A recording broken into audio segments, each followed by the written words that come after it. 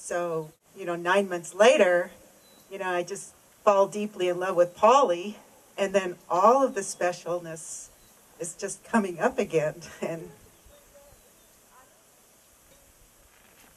it feels like I don't want to go through that again, the pain of it. That's what it's going to be. Yeah. Well, certainly I think the most painful aspect of specialness is exposing it. It's like, before it just seemed like just the way things are in the world, It's like it's what you see in the movies, it's you see in the fairy tales, you just see it acted out, it's all you know of life. And, people will say, yeah, you have to take the good with the bad, and you just have to accept things as they come, no matter what they are, and learn to live with them. But there's seemingly a lot of heartbreak involved with this, we'll say, this unconscious belief in loss.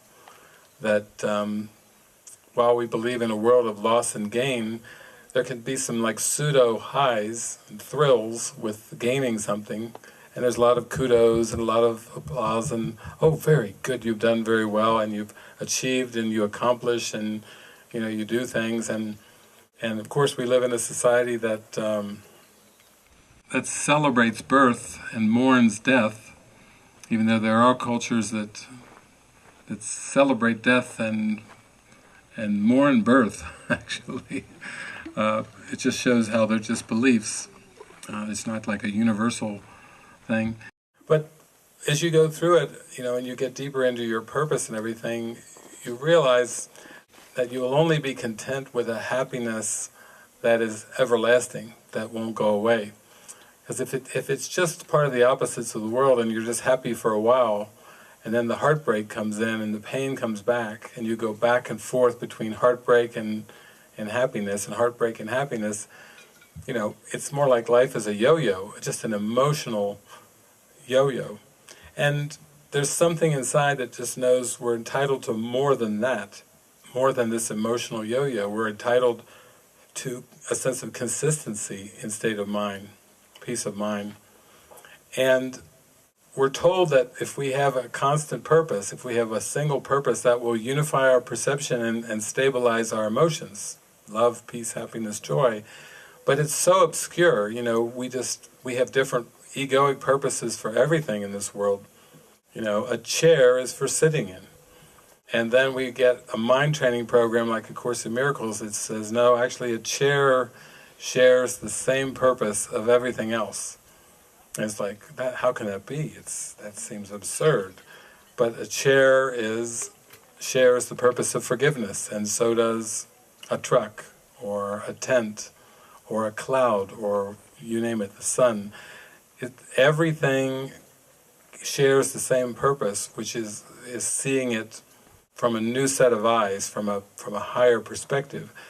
So, you start to realize that you have to go through the darkness to the light, and the only difference is that when that intense emotion of specialness is coming up, and you're looking at it and exposing it so that you can release it, then it really has a different purpose than just before. It was just like, uh-oh, here we go, my heart's broken, I feel sad, I feel lonely, I feel lost, and whatever, and you're just dealing with an emotion that just seems to be there.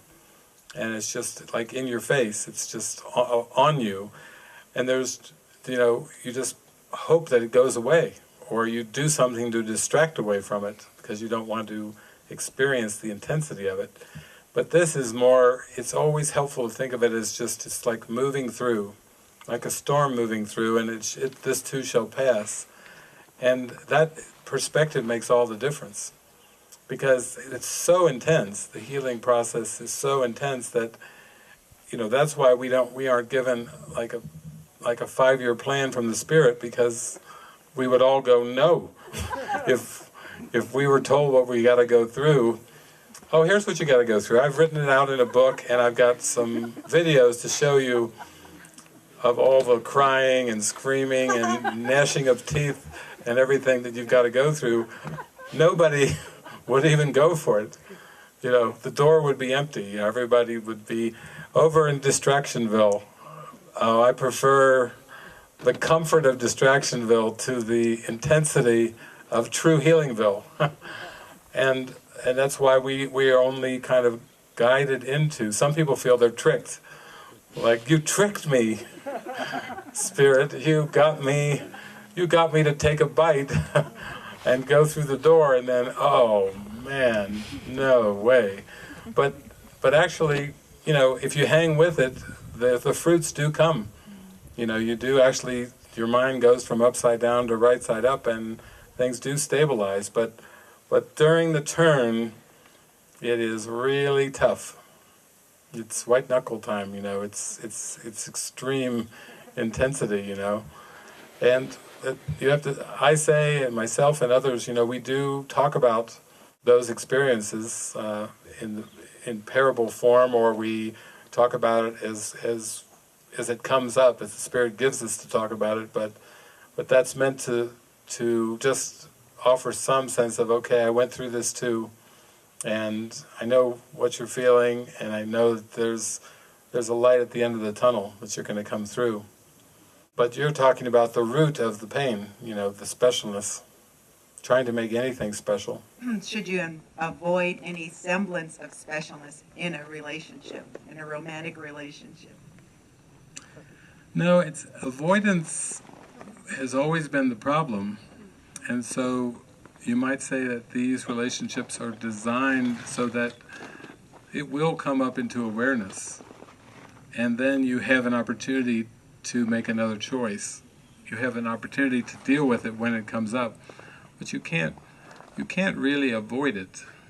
It's been pushed out of awareness already, so it's been avoided already. So if you're trying to avoid what you've already avoided,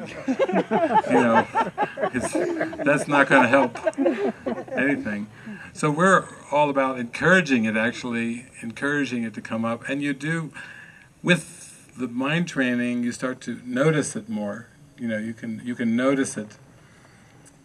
And and then as you're noticing it, there's usually a sense of, oh golly, I can't believe I'm still so attracted to that.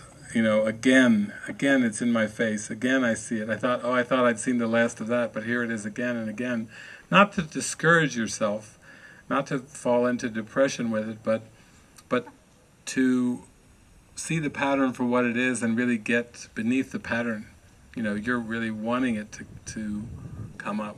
So that's why, it seems to get acted out, and as you're identified with the body, then you believe, you've done wrong, or you've lost your way, or whatever, for the nth time or whatever, and the Spirit's like going, no, don't go that way, don't go down that road and start concluding. Just look at the pattern, look at the thoughts, and see what they're connected to in terms of this ego belief system. And little by little, through miracles and contrast experiences, we're shown that we don't really want those egoic patterns. That's just unworthiness acting out again and again and again.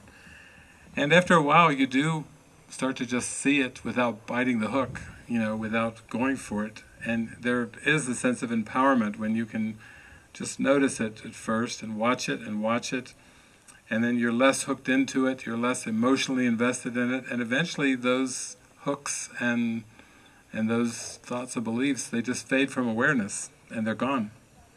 You are no longer haunted by them. They cannot even enter.